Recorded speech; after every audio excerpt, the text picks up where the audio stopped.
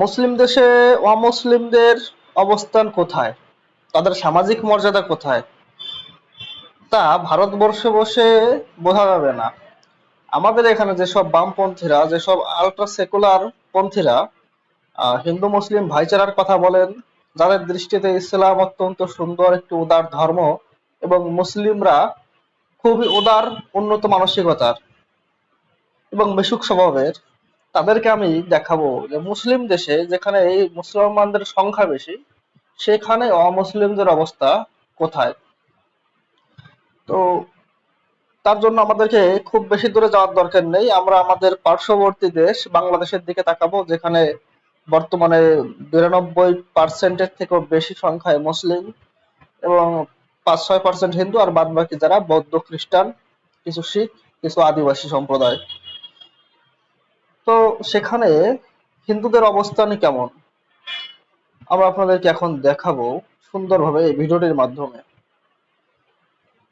হিন্দুদেরকে 1 ইঞ্চি জমি বিক্রি করবেন না, বাড়ি ভাড়া দিবেন না, হিন্দুদের হোটেলে খাবেন না, হিন্দু শিক্ষক দিয়ে আপনার ছেলেকে পড়াবেন না, হিন্দু ডাক্তারের কাছে চিকিৎসা নেবেন না। এই বিষয়গুলো সামাজিকভাবে বয়কট করবেন আপনারা মুসলমান জনগণ জনগণ জনগণ। হিন্দুদেরকে ভূমির মালিকানা দেয়া, আমরা বারবার বলছি আমাদের এই দেশের 1 ইঞ্চি জমি কাউকে দেওয়া যাবে না। এখন হিন্দুরা জমি কিনছে 3 গুণ দাম দিয়ে, বেচে দিবেন না। হিন্দুদেরকে 1 ইঞ্চি জমি বিক্রি করবেন না, বাড়ি ভাড়া দিবেন না,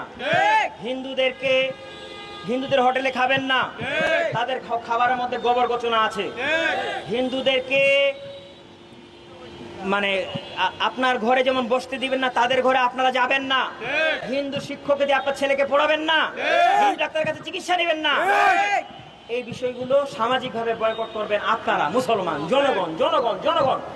আপনারা যদি এখন হিন্দু রাষ্ট্রকে দুশ্মন বাদ দিয়ে ভাই বলেন, এখন হিন্দুরা কিন্তু আর দুশ্মন না, হিন্দু হয়ে গেছে মুসলমানের ভাই, তাই এখন মুসলমানের আর খবর নাই। বুঝতে পারছেন? বুঝতে হবে দুশ্মনকে। আল্লাহ পাক কোরআন শরীফে বলে দিয়েছেন মুসলমানদের শত্রু সবচেয়ে বড় শত্রু ইহুদিরা আর মুশরিকরা, মানে হিন্দুরা, যারা শিরক করে এরা। আর মুসলমানরা যদি তাদেরকে ভাই বলে, বন্ধুত্ব করে, তাহলে তো হবেই। তো আপনারা তার পুরো ভিডিওটি শুনলেন। সে বাংলাদেশে প্রকাশ্যে হিন্দুদেরকে সামাজিক, আর্থিক সব দিক দিয়েই বয়কট করার ডাক দিয়েছে। কারণ কারণ কোন ইসলামের মতে কোন অমুসলিম কোন মুসলমানের বন্ধু হতে পারে না, সেটা বলল। এবং আপনারা যদি তার দিকে দেখেন, তার মাথায় যেটা রয়েছে ওটাকে তারা বলে কালিমার পতাকা, আর আন্তর্জাতিক দৃষ্টিতে ওইটাকে বলা হয় জঙ্গিবাদের পতাকা। মানে ওই হামাস, আল কায়দা বা যে সমস্ত টেরোরিস্ট আছে, পিএফআই, এরা কিন্তু এই ধরনের পতাকা ব্যবহার করে থাকে, আইএসআইএস জঙ্গিরা। তো প্রকাশ্যে জঙ্গিবাদ ছড়াচ্ছে মাথায় জঙ্গিবাদের পতাকাটা নিয়ে। এর বিরুদ্ধে এখন পর্যন্ত বাংলাদেশ থেকে কোনো পদক্ষেপ গ্রহণ করেনি সরকার। শুধু এই আজকে নয়, দীর্ঘদিন ধরে এভাবেই ঘৃণা ছড়াচ্ছিল। এর আরো অন্যান্য অনেক জায়গায় অনেক প্রোটেস্টের বক্তব্য আছে, যেখানে সে হিন্দুদেরকে খুন করার কথা বলছে, হিন্দুদের মন্দির ভেঙে গুঁড়িয়ে দেওয়ার কথা বলছে। এটা নতুন কিছু নয়। একে কিন্তু সরকার এখনো কোনো ব্যবস্থা নেয়নি এর বিরুদ্ধে। এখনো প্রকাশ্যে ঘুরে বেড়াচ্ছে এবং হিন্দুদের বিরুদ্ধে হুঙ্কার দিয়ে বেড়াচ্ছে। এবং এর আশেপাশে যে মানুষগুলোকে দেখছেন, প্রত্যেকটা চেহারা জঙ্গিদের মতো। মানে এদেরকে দেখলে একটা সুস্থ মানুষ মনেই হবে না, সবগুলো জঙ্গিদের মতো। দেখুন, গোপ সারা দাড়ি আর ব্রেক সারা গাড়ি দুটোই ভয়ঙ্কর। এটা সেই গোপ সারা দাড়ি, এক কিতাবের অনুসারী, এক কিতাবের অনুসারী। তো এরা বাংলাদেশের হিন্দুদেরকে সমস্ত ভাবে বয়কটের ডাক দিয়েছে। হিন্দুদের কাছে জমি বিক্রি করা যাবে না। তো বাংলাদেশের হিন্দুরা এখন আর জমি ক্রয় করে না। এখন আমি যতদূর জানি যে বাংলাদেশের হিন্দুরা তাদের জমিটা বিক্রি করে কোনো মতে এপারে ভারতে চলে আসার একটা চিন্তা ভাবনা নিচ্ছে। যাদের পয়সা আছে তারা ইউরোপের দিকে যাওয়ার চিন্তা ভাবনা করে, আর যাদের পয়সা নেই, মিডিল ক্লাস, তারা ভারতবর্ষে চলে আসে। তো এর মতো অবস্থায় হিন্দুরা জমি কিনছে না। হ্যাঁ, অনেকে কিনছে, একেবারে যে কিনছে না তা নয়, অনেকে অনেক প্রেক্ষিতে জমি কিনে থাকে।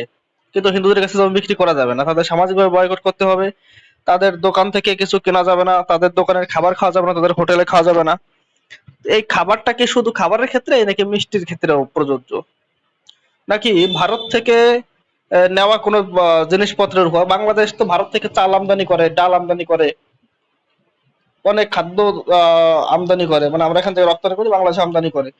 এমনকি কিছুদিন আগে দেখছিলাম যখন তেলের ক্রাইসিস চলছিল তখন বাংলাদেশে প্রতিদিন ডিজেল পাঠানো হচ্ছিল। এত কিছু কিছু সবকিছু কি বয়কট করবেন নাকি শুধু বাংলাদেশের হিন্দুদের বয়কট করবেন? ভারতের হিন্দুদের উৎপাদিত যে সমস্ত পণ্য যেগুলো বাংলাদেশে যায় সেটাও তো বয়কট করতে হবে আপনাদের। তারা হলে তো আপনার বয়কট তো সঠিক সম্পূর্ণভাবে একদম সহি সুন্নতি তরিকায় বয়কট হলো না। নবীর যে নির্দেশ হিন্দুদের বয়কট করতে হবে তাহলে সম্পূর্ণরূপে করতে হবে, অমুসলিমদের বয়কট করতে হলে সম্পূর্ণরূপে করতে হবে। মানে আমি একটা জিনিস নেব আর একটা নেব না, এটা তো হবে না। বাংলাদেশের প্রেক্ষিতে মানে কোন পর্যায়ে নিয়ে যাচ্ছে হিন্দুদেরকে?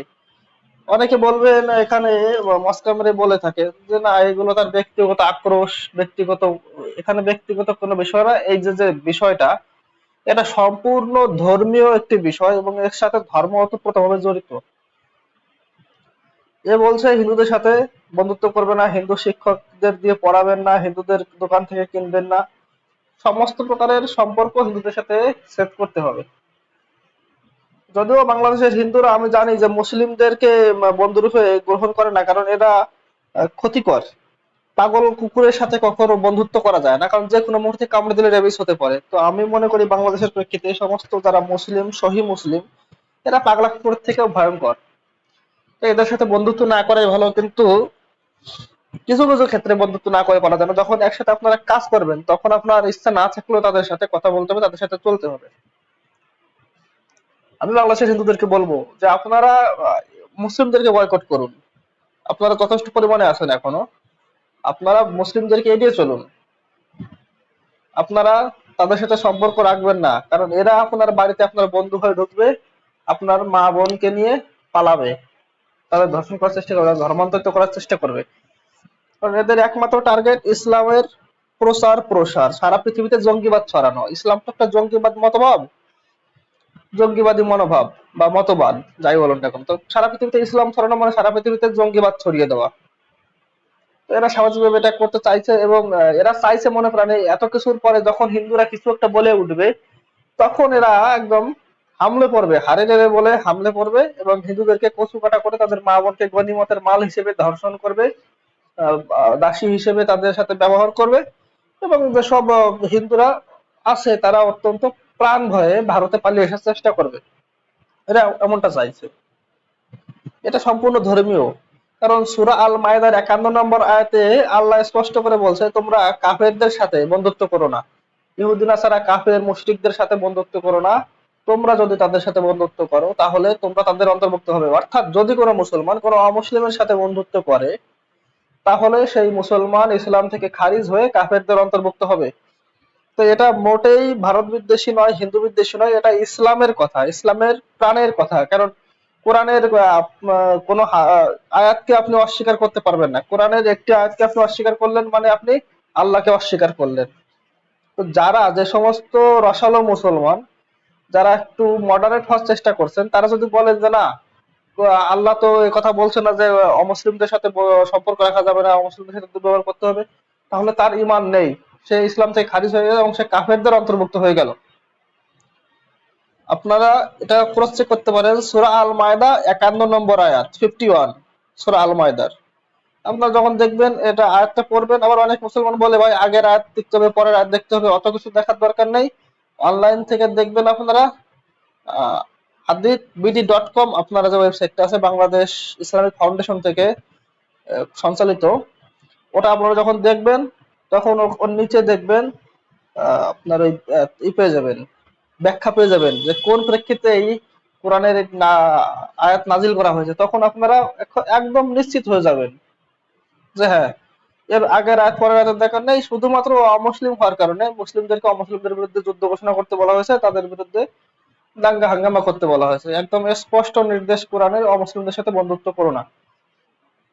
তো এটা নিয়ে কারো কোনো দ্বিমত থাকবে না। এবং এই যে যে হুজুর যেটা বলছে এটা সম্পূর্ণ ইসলাম সমর্থন করে এই কথাকে। আর ভারতবর্ষের দ্বারা যারা বলছেন যে না না না, তাহলে তাদের বিষয়ে আমার কিছু বলার নেই, কারণ যেখানে মুসলিমরা সংখ্যাগরিষ্ঠ হবে সেখানেই আপনারা টের পাবেন। ভারতবর্ষে পশ্চিমবঙ্গে এখনো 30-35% মুসলিম, তাই কারণে এখানে তারা খুব ভালো থাকার চেষ্টা করে।